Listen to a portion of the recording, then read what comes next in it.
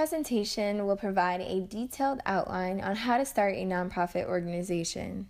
It's important to note that the specifics in this presentation may vary for each state. Initially, I felt it was important to differentiate between a for-profit and nonprofit organization. The difference between a for-profit and nonprofit organization is what each organization does with their profits. For-profits distribute income to stakeholders, and nonprofits reinvest in their organization. They do not pay investors, but they are responsible for the salaries of their employees. Initially, when looking to create a nonprofit organization, it's vital to do your research. Is the work that you plan to do already being done? And are there other organizations with similar missions? You need to be aware of the competition that may exist in society as a whole, but also in the community you are looking to focus on. With that, you want to target what the community need is. Your focus in your work should be centered on what the community has expressed concern about. If there is not a community need, then the existence of your organization is irrelevant. You want to be present and supportive for the people within the area, not just designating what you feel is important for them.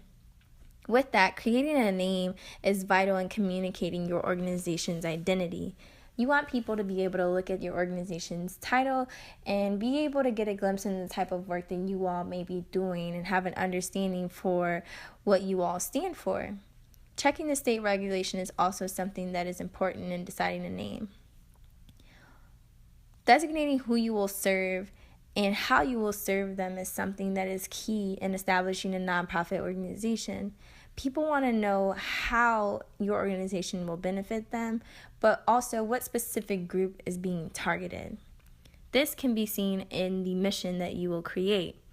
This mission will help establish the purpose for your organization, but it will also be vital in guiding all further action. As your organization develops, you will tend to look back at this mission to make sure that everything else is aligning with what you all initially decided. Creating a business plan will be important in this because you will outline how you will achieve that mission in further detail. You also will discuss the organization structure, budget, marketing, fundraising, and any resources you all plan to use. This tends to be a 3-year plan that you will lay out. Creating a board is something that is also key in starting a nonprofit organization. It's usually 3 to 6 people, and with this, leadership is key. These people will be vital in decision making, and so you want to make sure that there is trust among the entire group. These people will be vital in creating the bylaws for the organization, which can also be known as the operating rules.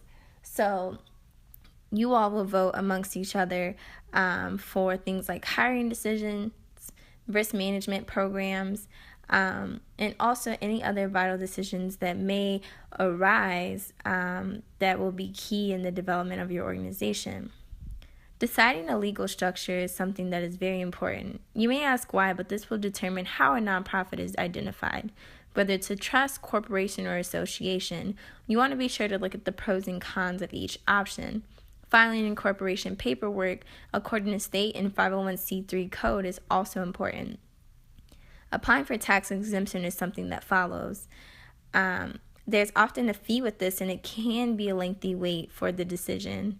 The most common is a 501c3 for private foundations and public charities, which is often covered by the Internal Revenue Code. Compliance is something that you will have to maintain. You can do this through attaining necessary license and permits that align with state and local and federal regulations for specific programs you may be doing, but also registering as a charitable organization for solicitation purposes, and also preparing for annual reporting. Developing a fundraiser plan is just as important as creating a business plan because it will help you identify sources for funding, such as donors and specific grants, and create a plan for how you will target each of these as your organization develops.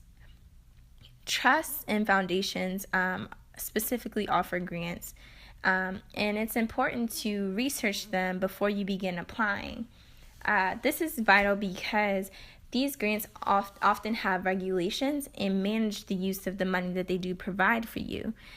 So they want to make sure that you are using the money as they have designated.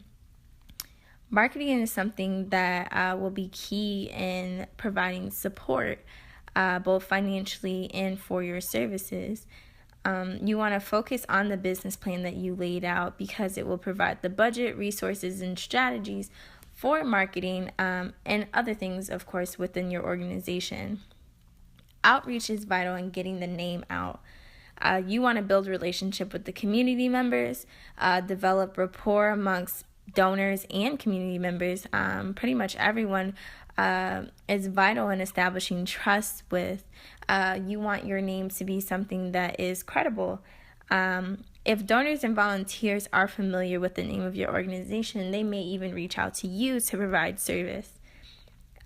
Both donors and volunteers are equal in importance. They may have different roles, but they both bring different things to offer in fulfilling the needs of your organization. Without funding, the most devoted individuals cannot succeed. So it is important to look at whether your organization is sustainable. You want to look into the expenses to start the organization, how much it will cost to run, the budget that you are working with, and the need within the community.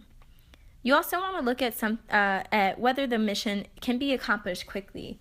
If your mission is something that can be accomplished within like a 3-year span, a nonprofit may not be for you.